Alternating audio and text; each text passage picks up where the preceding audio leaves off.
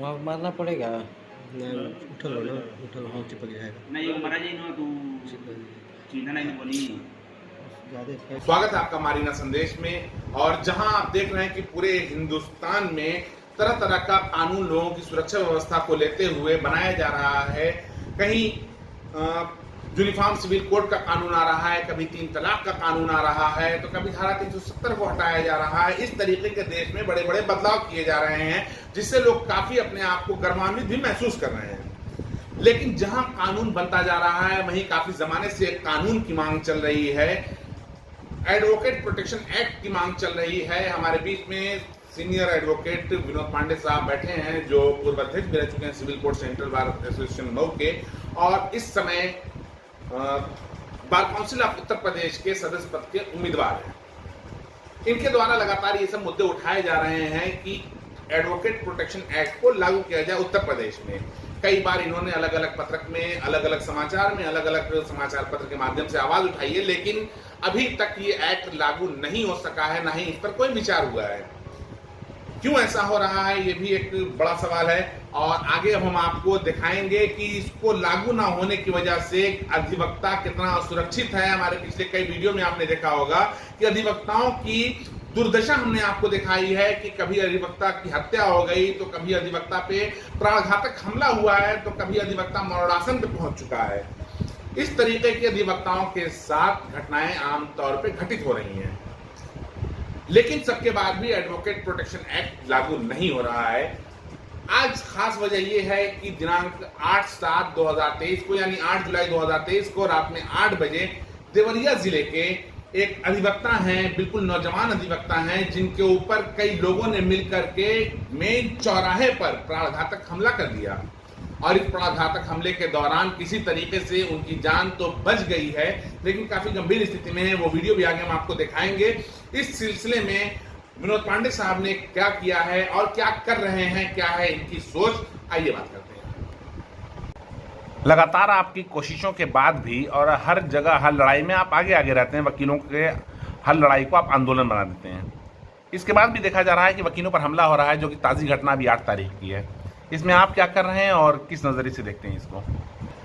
सबसे पहले तो मैं आपको धन्यवाद दूंगा कि आप अपने चैनल के माध्यम से अधिवक्ता भाइयों की समस्याओं को उठाते रहते हैं। इसके लिए हम अधिवक्ता समाज आपके आभारी हैं। देखिए, काफ़ी दिनों से बात चल रही है कि एडवोकेट प्रोटेक्शन एक्ट लागू किया जाए, परंतु क्या वजह है, क्यों लागू करने में क्या दिक्कत है सरकार को, ये तो सरकार जाने। लेकिन मुझको लग रहा है कि पूरे प्रदेश के अधिवक्ता इस बात से एक राय हैं, नहीं एडवोकेट प्रोटेक्शन एक्ट लागू होना चाहिए। न लागू होने से क्या हो रहा है, अभी देखिए, ये 8 तारीख की घटना है। देवरिया जिले के रामपुर थाना के पथरदेवा निवासी राहुल गुप्ता को डुमरी चौराहे पर रात को 8 बजे बुरी तरह से जानलेवा हमला किया गया, जिसमें वो घायल हुए और उसमें FIR दर्ज हुई रामपुर कारखाना थाने में।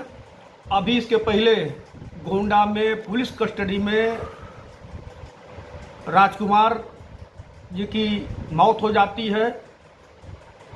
इस तरीके से जिसे जब जो चाहे अधिवक्ताओं को दबोच ले, जब जो चाहे थाने में लेकर बैठा दे, जब चाहे अधिवक्ताओं पर हमला कर दे। यानी आज के डेट में सबसे निरीह प्राणी अधिवक्ता बना हुआ है। सवाल इस बात का है कि मैं प्रयास कर रहा हूं और भी लोग प्रयास कर रहे हैं, लेकिन सरकार को कोई इसका प्रभाव नहीं पड़ रहा है। अब मैं आपसे बता दूं कि राजस्थान सरकार ने, मैं राजस्थान के बार काउंसिल को धन्यवाद दूंगा कि उन्होंने सरकार पर दबाव बना करके एडवोकेट प्रोटेक्शन एक्ट लागू करा लिया। मैं बार काउंसिल राजस्थान को बहुत बहुत धन्यवाद देता हूं इस बात के लिए। और मेरे यहाँ स्थिति अभी कहीं कुछ नहीं है, दूर दूर तक कोई संभावना भी नहीं नजर आ रही है, जिसके परिणाम स्वरूप आए दिन अधिवक्ताओं पर हमले हो रहे हैं। अधिवक्ता अपने को उपेक्षित और सुरक्षित महसूस कर रहा है आज के समाज में, जबकि अपराधियों के खिलाफ उसको लड़ना है, लेकिन इनका कोई हाल चाल पूछने वाला नहीं है। अभी मैं बताया देवरिया वाली घटना, इसके पहले भी आप देखें कई घटनाएं हो चुकी हैं कि अधिवक्ताओं को जब चाहिए जो चाहे बेइज्जत करके निकल जाए। तो देश की आज़ादी की लड़ाई वकीलों के नेतृत्व में लड़ी गई। वकीलों ने उस जमाने में पहला लक्ष्य बनाया कि हम देश को आज़ाद कराएंगे। देश आज़ाद हो गया, सरकार बनी, सरकार चल रही है, लेकिन उन दीवानों ने उन आज़ादी के लड़ाई का नेतृत्व करने वाले, चाहे वो पंडित मदन मोहन मालवीय रहे हों, चाहे सुंदरनाथ बनर्जी रहे हों, चाहे बाल गंगाधर तिलक रहे हों, चाहे सरदार वल्लभ भाई पटेल रहे हों, पंडित, मतलब जितने भी वकील थे, इन्होंने देश की आज़ादी की लड़ाई का नेतृत्व किया, अपने लिए कुछ नहीं किया। इसलिए कुछ सोचते थे कि जो सरकारें आएंगी वो वकीलों के बारे में जरूर सोचेंगी, लेकिन सरकार को वकीलों के बारे में सोचने के लिए कोई समय नहीं है, न उनके पास टाइम है। यहाँ तक कि ये वकील होना आज के सरकार में डिमेरिट हो गई है। मैं अध्यक्ष था, मेरे यहाँ फार्म आते थे कि लिख दीजिए कि मैं यहाँ व्यवसाय अधिवक्ता नहीं हूँ, मैं अधिवक्ता का प्रोफेशन नहीं करता हूँ। मैंने पूछा भैया यह क्यों? कहा कि नहीं, यह अगर अधिवक्ता रहेंगे तो सरकारी योजना का लाभ नहीं मिलेगा। हमने कहा कि जिस वकीलों ने देश की आज़ादी की लड़ाई लड़ी, आज अधिवक्ता होना डिमेरिट हो गई है।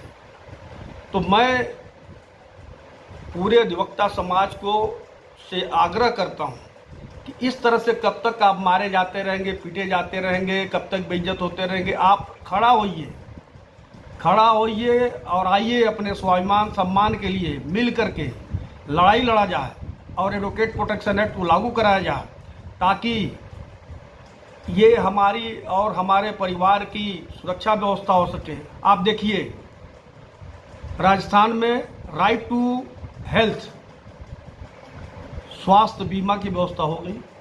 हमारे यहाँ क्या है, कोई अधिवक्ता बीमार पड़ जाए, उसके दवा इलाज की कोई व्यवस्था नहीं है। आप सबके दवा की व्यवस्था कर रहे हैं, वो क्या नाम है, आयुष्मान बनवा रहे हैं, क्या क्या करा रहे हैं, सबको दे रहे हैं, वकील को नहीं देंगे। अगर पता चल गया कि आप वकील हैं तो आपका आयुष्मान नहीं बनेगा।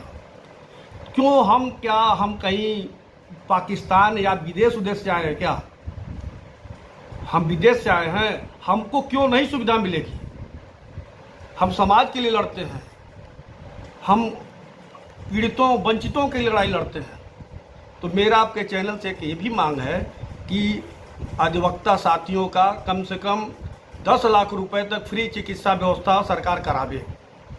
अच्छा, ये जो हमला हुआ है इसमें आपने क्या किया और उद्देश्य क्या है आपका इस वीडियो को बनाने का? हमने इस मामले में माननीय मुख्यमंत्री जी को लेटर लिखा और मैंने मांग किया कि जो उसमें आरोपी हैं उनके खिलाफ गैंगस्टर की कार्रवाई सुनिश्चित की जाए। अगर नहीं हुई तब? नहीं हुई तो फिर बैठ करके हम लोग देवरिया में बैठेंगे, बैठ करके राय बात करेंगे, बात करके इस पर आगे की लड़ाई लड़ी जाएगी। इसलिए कि अगर नहीं, अब हम कहते हैं मान लीजिए कि एक अधिवक्ता मारा गया, आप गैंगस्टर रेट नहीं लगाएंगे। यदि कोई पुलिस मार दिया जाता तो क्या होता? उसका घरवा, जो आरोपी है उनका घर और बुलडोजर से गिरवा उड़वा के उसको पस्त कर दिया जाता। उसके भाई बहन बाप मताई सबको थाने में लिया पीटा जाता, उनको तमाम केसों में फंसाया जाता। तो आप अपने लिए तो इतना करते हैं, वकीलों के बारे में क्यों नहीं सोचते भाई? वकील कहीं दूसरे देश से थोड़े आया है। तो मेरा ये मानना है कि जो आरोपी हैं इनके खिलाफ गैंगस्टर की कार्रवाई होनी चाहिए और जो भी कड़ी से कड़ी कार्रवाई हो करना चाहिए।